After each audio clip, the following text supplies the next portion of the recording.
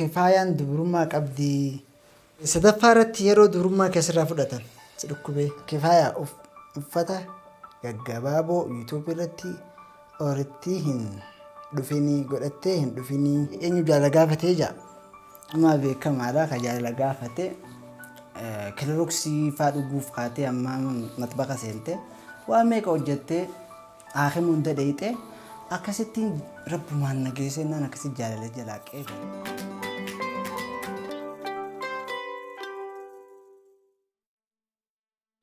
Assalamu alaikum warahmatullahi wabarakatuhu.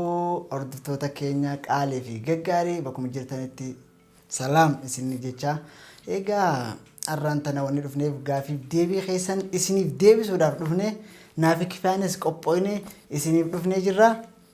Gaafii keessan tartiibaan akkuma isin wal duuba nu gaafatanii tartiibumaan isiniif deebifna. Gaafii wal fakkaattus akkasuma irra kutaa maaliif gaafii wal fakkaatte isiniif deebi'ee jennee aannan tokko duratti gaafii sannu gaafatarratti deebisnaa fi akkasii isiniin jennaa qophiidha nuti kifaayaa assalaamu alaikum jiin daawwattoota. Aslan waan joona raafatte. Salaamtaa jiin. Assalaamu alaikum daawwattoota fi hordoftoota fi kabajamtoota keenya. Tabaan jedhee du'aan joona raafatte saniifoo hanqanuma isiniin jira.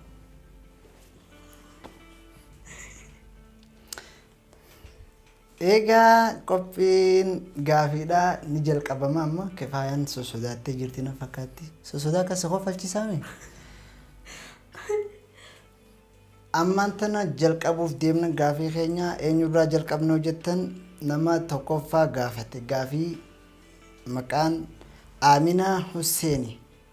Aminaa Hussein maal jetti kifaaya? Assalaamu alaikum warahmatullahi wabarakatuhu.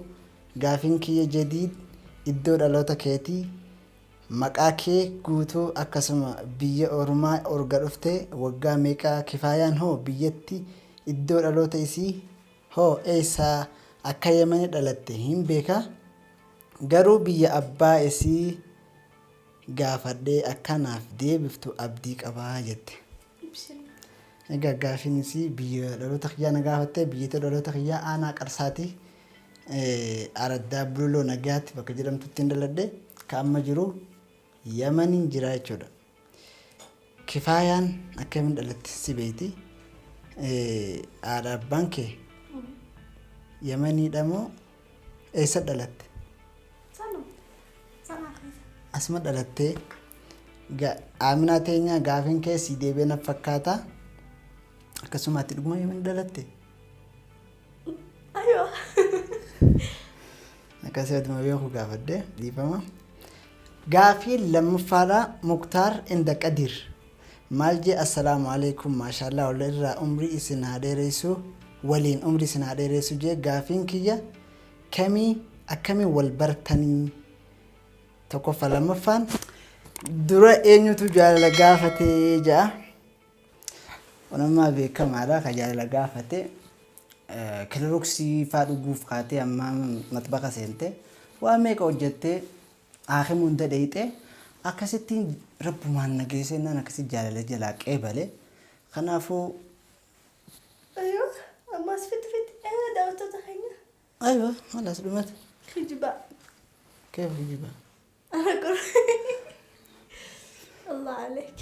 Yeroo dhugaa. Kijiba jechuudha. Dhugaan. Gaafaan kilooroksii hunda qalaasa meeqa dhugeettee san ni dagatte? Kun kana naganti daawwattoota keenya laalaa. Kijiba guddaa kana. Khalaas biraa kunnu kana biraa kunnu khalaas. Isin qaanyeessu khalaas biraa kunnu.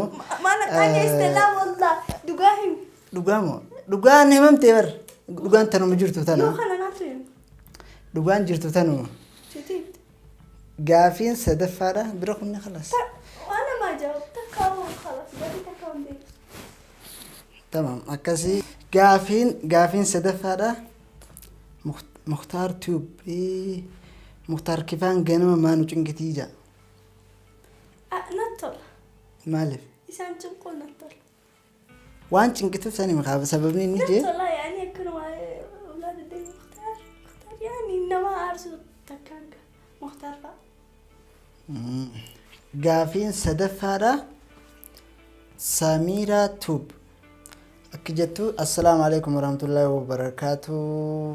Baay'ee sin jaaladha. Gaafiin kiyya tokkoffaa irratti wal akkamitti gara jaalalaa dhuftanii? Lammaffaa kifaayaa umrii kee meeqa? Sadaffaa kifaayaa uffata gaggabaaboo YouTube irratti oritti hin dhufinii godhattee hin dhufinii. Makiyaajii godhattee hin dhufinii. Akkasumas akkanumaattu ni bareeddaa. Kanuma horaa bulaa isin jaaladhaa. Baay baay ummaa kifaayaa isin jette. Gaafii tokkoffaa irratti deebisiif. Gaafiin tokkoffaan deebi'ee jira. Namni jaalala gaafate isiidhaan na gaafate kun beekamaadha. Gaafii lammaffaa deebisiif. Umriin kee meeqa? 6 7 afaan himiif tanaafeetuun 2 tuni duwwaadha tun 5 25 jechuudha. Isin deebi'ee jira. Umriin isii amata 25. Laala 25 miti. Meeqatu? Afaan himi gaa khalaas. 25 qabaddaa isin 25. 25 miti jedhi. Maal jechuu kanatti afaan hin beektu dubbise matatti himi. Hodhatan afaan namaatu hin beeku. Kuni meeqa ree? Yaani 5 fi 5. Akkana jirtee dagareehu. Alaabsi. Okay, 17 isin jette kifaan deeftan ammoo 25 ittiin beeka. Kun warra iccitiin baatee jirti. Akkasii makiyaaja isin godhatanii sana jamtee jirtaa mire? Lees meekaa beelarra jira. Iska jimuraa. Iska. Muraayaadha kun akka jirtu. Okay. Nageen dhuftanii gaafiin itti aanu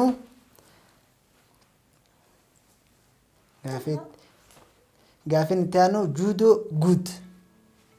juudoo guutu si gaafate kifaayaan dubrummaa qabdi.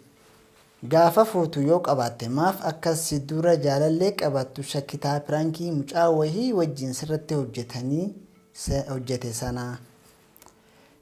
Bakka sanatti wanni shakkeef dubrummaa dhabuuf odoo hin ta'in biyya kanatti dhalaa fi dhiirtii wal jaallatanii wajjin haasawanii garuu waan ajaa'ibaa godhuu hin danda'an akka biyya keenyaa sanitti. Kanaafuu sanumaaf shakke malee dubrummaa dhabaatteeti miti. Gaafiin si deebi'ee na fakkaata jechuudha. Juudoo guut. Gaafiin itti aanu michuu dhugaa yaleessaa koo. Assalaamu alaikum warahmatullahi wabarakatuh jettee kifaayaan eessatti dhalattee guddattee jadiidoo eessatti dhalattee guddateetti kun gaafiin wal fakkaataa si deebi'ee jira na fakkaata. Iddoon dhaloota koo laangee isin jamanima dhalattee.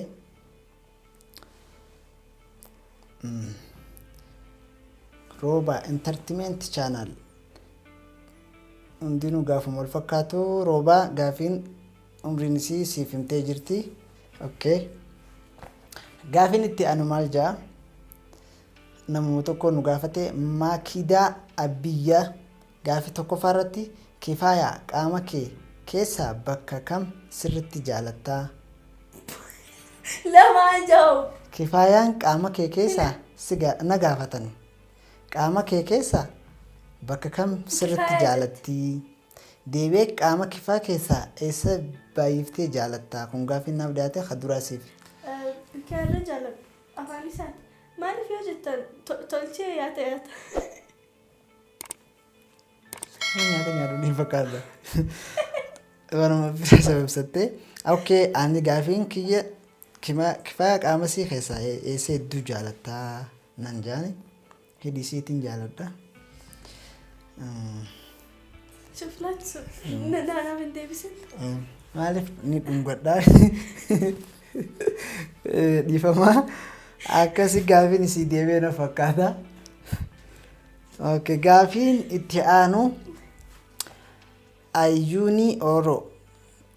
Assalaamu alaikum warahmatullahi wabarakatuh. Obboleeyyan koo ani gaafii qaba. Gaafiin tokkoffaan kifaayaa mana barumsaa meeqa barattee? Lammaffaan jadiid hoo ijoollee isaatti kifaayaan eessatti dhalattee? Obboleettii tee shamsiin eessatti baddee? Ani gaafa aroozaa keetii hin agarree. Dhiifama gaafii isinitti baay'isee. Umaan baay'isni gaafuma si fakkaate nu gaafatte kifaaya mana barumsaa meeqa baratte? Taamin taamin afaan oromootiin ibsiif لا امبارح ثامن saddeettaffaa jechuudha. Taaminiin afaan arabitti saddeettaffaa afaan oromootti yoo deebisne انا فانا روما امبارح barattee jirti isin hanga barattee fokkota shantee jaatee barattee jirti. Gaafiin lammaffaa shamsii eessatti baddee obboleettiin ta'e? مانجرتي Akkasuma mana jirti guyyaa arruuza san waan uffata hin taane kaatteef asin baanee waan sodaattuu fi akkasii gaafiin si deebi'ee na fakkaata. Okay. Gaafiin irra guddaa waluma fakkaata. Tartiiba waan isin deebisaa jiruuf laaluuf jira dhiifama.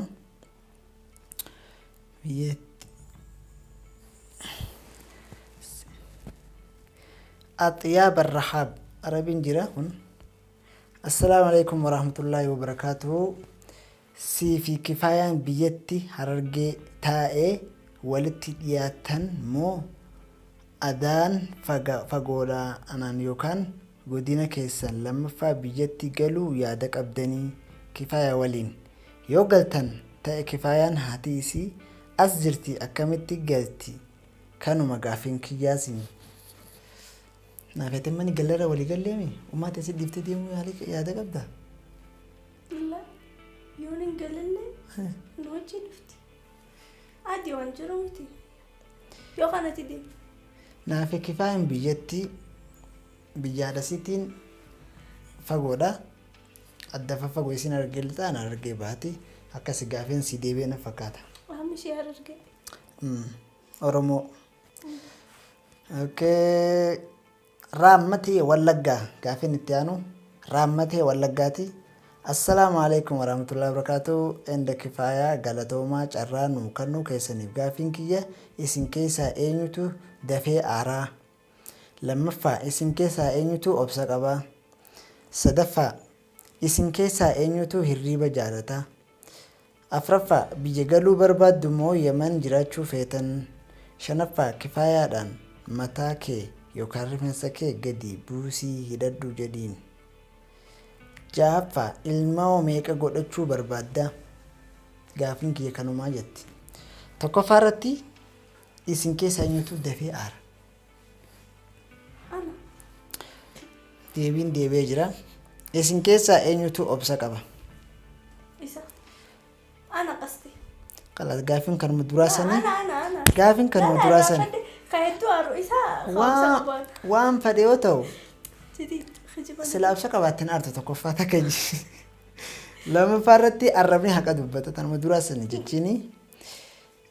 Gaafii sadaffaa irratti eenyutu hirriiba irra jaalata? انت No. الا انت كاتو رفين بيها خلاص أنا الرجالة تنرخ في جرا أنا الرجالة تمام. شافرفا قالوا برباد مو يمن جرا شوفيتني. انت يا بيا دقوني فدا لكن اتشتاو متي دقيتين اسديبوني فدا يا مخيس جراتشوني فدا كان الرتي خمر تيسو أنما قلان ديبون إنجرو أسمان قرص يجلو جافرتي إلمان ميكا أرجعشو بربادو لا بس لا ايوه أنا مرتي ساقي خلاص دباس انت من الان أفر ليش افر أفر فينا حرام gaafin kee kanuma galatoomatti akkasii raammatee Wallaggaa gaafin si deebi'ee na fakkaata. Gaafin itti aanu Qamar Tuubi. Assalaamu alaikum warahmatullahi wabarakatuh. Alaikum salaam warahmatullahi wabarakatuh. Eenyutu irra jaalataa osoo hin sobnee? كيف يعني Gaafii tokkoffaa lammaffaan jidiidha teessatti dhalattee gaafii lammaffaa si deebi'ee jira kifaaya. Eenyutu irra jaalataa namooti? انا Kun kijiba anaatu irra jaalataa. والله انا Ana irra jaalataa. والله انا خخلي Anis wallahi ana. لا خخلي سنجا خلاص namoota kakata eenyutu irra jaalataa garuu kala. Comment jala barreessaa nama irra jaalatu yaadumaan eenyutu naafis eenyu irra jaalataa. Akkasii gaafii itti aanu leelisaa giddisa Leelisee Gaaddisaa. Gaafii tokkoffaa irratti Kifaaya maaliif hangafoota kee hin kabajuu? Lammaffaa yeroo namoonni piraank sirratti hojjetan yookaanuu dalagan maaliif dha'u fiigda dhiiraas ta'ee dhalaas? Sadaffaa yeroo dubrummaa kee sirraa fudhatame siin dhukkubee moo atu ganama kaatee firaankii jaarsa keerra hojjettee? Okay. Gaafii afraffaa amma ilmoo yookaan mucaa guddachuuf karoora qabdu? Ijoollee meeqa argachuu? Shanaffaa Oromiyaa galuu yaada qabdu? Torbaffaa Abdii Sa'idoo Ummofnaan Ummukaanus akkasuma warra kaanes sirriitti kabajii akkasuma warra hangafoota kee hundaa'u. Gaafiin 8ffaa Afaan Oromoo barreessuu beektaa akkasuma dubbisuu yoo beektaa? Gaafiin kee kanumaa I love you sin jaaladhaa itti. Gaafii tokkoffaa irratti maaliif hangafoota kee hin kabajin? Ni kabaja. Kamitti kabaja? Okay. Lammaffaa irratti yeroo namni piraank sirratti hojjetan yookaan dalagan maaliif dha'uuf fiigdaa dhiiraas ta'e dhalaas ta'e? Dafeetii aara. Ammas yaani daftee aarta? Isaan fa'aa waan jibbu yoo narra dalagan akiid yaani namni ifirraa dorkuun tabii.